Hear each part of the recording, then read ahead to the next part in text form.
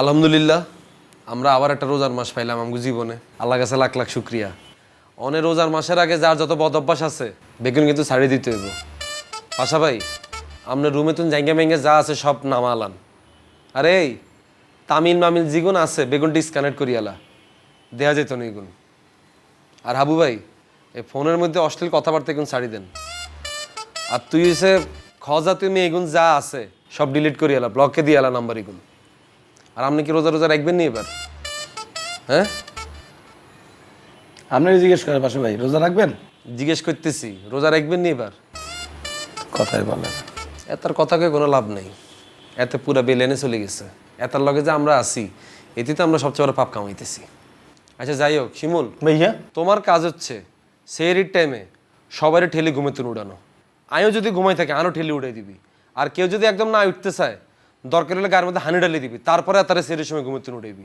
ঠিক আছে ভাইয়া, দরকার হলে জিগে উঠতো না, হিগে গার উপরে মুতি দিও। তুই আমার দিকে তাকায় কইলি কা?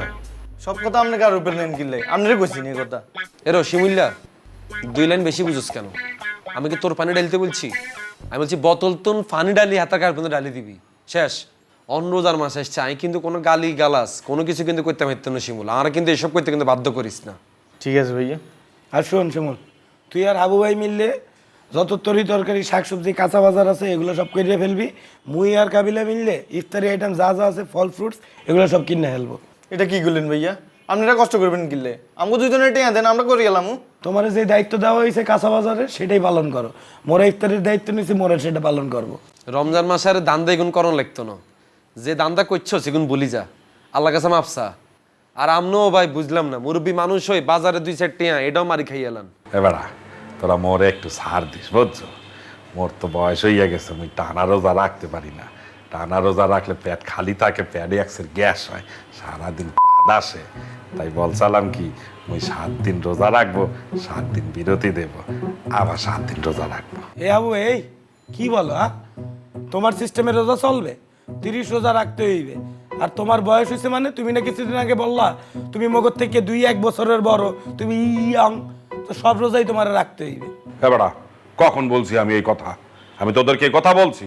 আমি তোদের থেকে অনেক বড়, তোরা আমার সন্তানের মতো, তোদেরকে তো আমি এই কথা বলিই নাই। আচ্ছা ঠিক আছে কাকা, আমরা তো অনেক ভালো মানুষ না? আপনি একখানা কাকা রোজারা এবার দেয়াই দেন, কেমন আপনার বাইস্তারা রোজাটা রাখতে পারে। কিন্তু আর কথা একটা, এই ঘরে রোজা রাখা বাধ্যতামূলক। দিনের বেলায় কোনো রান্না বান্না এই ঘরে হইতো না। কেউ যদি রোজা না রাখে হেতে যাতে নিজ খরচে হোটেলে যেতে আবার খানা দানা করি আসে। শিমুল তুই কিন্তু এটা পুরোটা খেয়াল রাখবি। আরে কারে কি কইতেছি, তুই তো হচ্ছে আরেক সোরা, তোরে দায়িত্ব দিলে কোনো লাভ হইব নি। এটা কি করলেন ভাইয়া? আমি তো রোজা বেগুনে রাখি। তুই কি ডালে রোজা রাখ এটা তো দেখছি। নোয়াখালীতে রুম সেহরি খাই ঘরে তুই বাইরেতি বাইরে, তারপর হোটেলের ভিতরে তোরা আমি কত কান্দুরি টানি বাইর করছি না? আরে ভাই এই সময় তো ছোট আছিলাম। অন বড় হয়েছে অনেকটা মেনটেন করিও। আচ্ছা ঠিক আছে, এই রমজান মাসে মোরা চেষ্টা করব মসজিদে যাইয়ে নামাজ পড়ার। যদি নামাজ মিস করে ফেলি মোরা বাসায় জামাতে নামাজ পড়বো, মুই দরকার হলে নামাজ পড়াবো আনে, ঠিক আছে? পাশা ভাই আপনি তো সূরা কালাম পারেন নামাজ পড়ার জন্য,